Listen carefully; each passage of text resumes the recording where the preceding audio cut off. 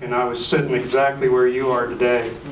And my parents were there, and my mom and I were like best friends, and she was crying because she knew that I probably would never come home again because I was one of those people that always had to see what was over the next mountain. And I think my dad was relieved for the exact same reason, that I probably wasn't coming back home again. So, and then of course the most beautiful woman in all of Penn State was sitting out there, and she was my wife, and she has supported me, and that's one thing you need to do. I'm going to try to condense how I got to where I am, and hopefully you'll pick up something along those lines. You have to be very careful who you marry because it's a family business. I'm a great salesman. I got to tell you, when I asked Rena to marry me, I hiked her up on a wall down in front of Old Main in a driving snowstorm, and I don't think she really appreciated the parody. But when I opened that box and had that diamond in there, she started to warm up instantly, and I told her, she said, "Why are you doing this right here?" And I said, "Because weather will govern our life." And then I told her, I asked her, I said, "You have to understand that I'll be late most of the time for just about everything." And sad as it is, she really understands my profession to the point where she says, "I'm married to Merion and she's my mistress." Now, I'm not exactly proud of that, but that is the reality. The other thing is, moving forward, you have to be very careful where you work. And I was going to give you a kind of a lecture on that, but when I watched the video, I thought, man, these guys got it queued up. They already know about that.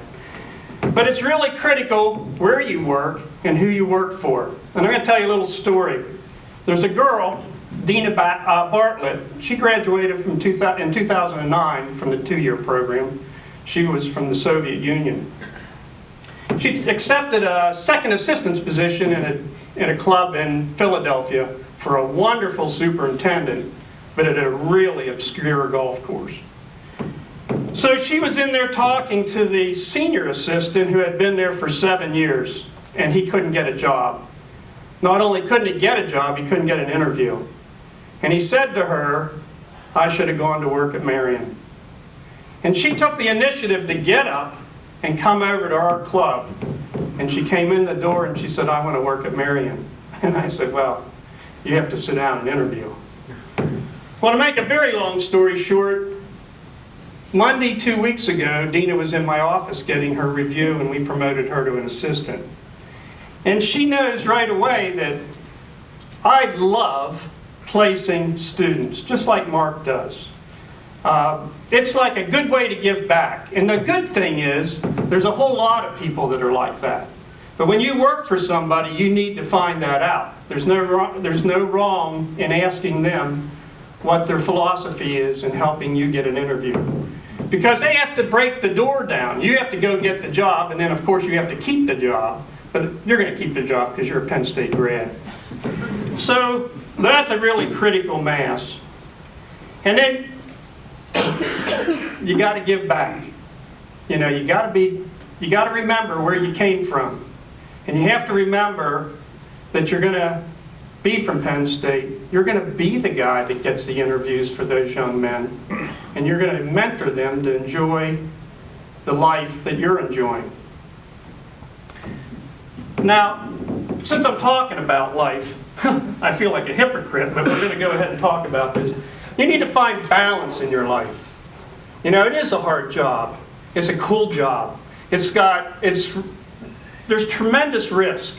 They always say love is the greatest emotion. I'm here to tell you, fear is pretty strong too. And you'll find yourself in those situations more times than you can count because you chose to grow something for a living. And when you grow something for a living, you're at the mercy of the host. This isn't a profession where you can make the host conform to you. Believe me when I tell you this, life will be so much better for you when you see life the way it is and not the way you want it to be. All right? But it's hard. And you can burn out. And I have had lots of good superintendent friends that have burned out. In fact, this is probably a statistic that you don't really need to hear, but less than 3% of the superintendents in America are over 60. Is that correct, Mark? But here's the good thing. You're in an industry that is going to be wide open for you. Like, the good news is the average age of a superintendent is in like 46. And 3% of us are in their 60s, so do the math.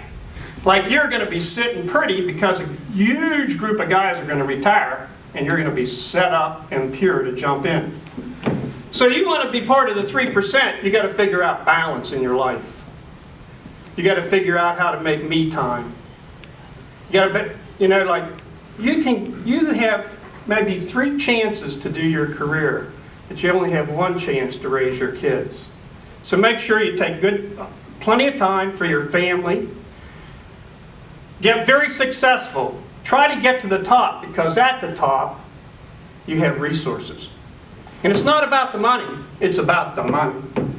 Okay? So you have to have resources so you can surround yourself with the graduates.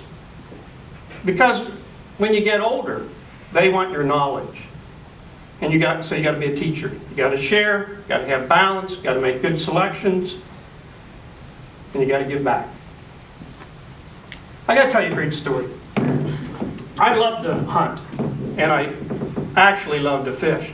Ironically, this is the reason that I got into business. A lot of guys get in because they love to golf. I got in because I knew my slow time would be in the middle of the winter when I like to hunt and fish for steelhead. So I was on my way to Manitoba to hunt white-tailed deer, and I connected in Chicago. So it wasn't a direct flight from Pennsylvania. So I'm standing in the aisle, and I got a camo hat on that has Penn State on it.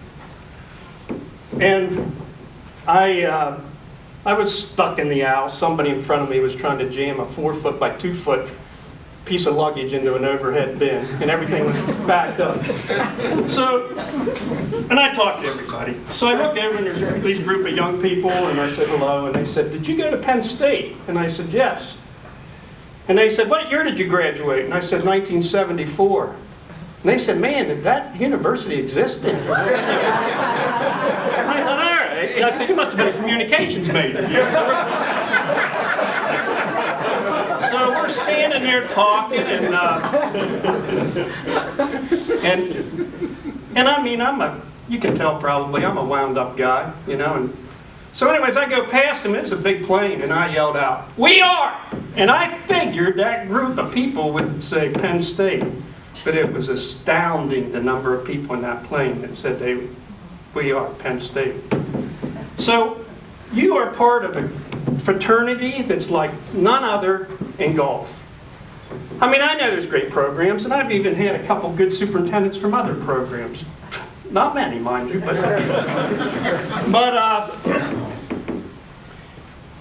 you need to realize that any time in life you can pick up the phone and call Mark Coons or Matt Shaffer or John Goslin or anywhere in the United States. There's Penn Staters. And you need advice. And we'd love to give you advice. We want you to be successful. Do you know why? Because we are Penn State. Congratulations. Good luck. And I hope you enjoy 1/3 the success that I have.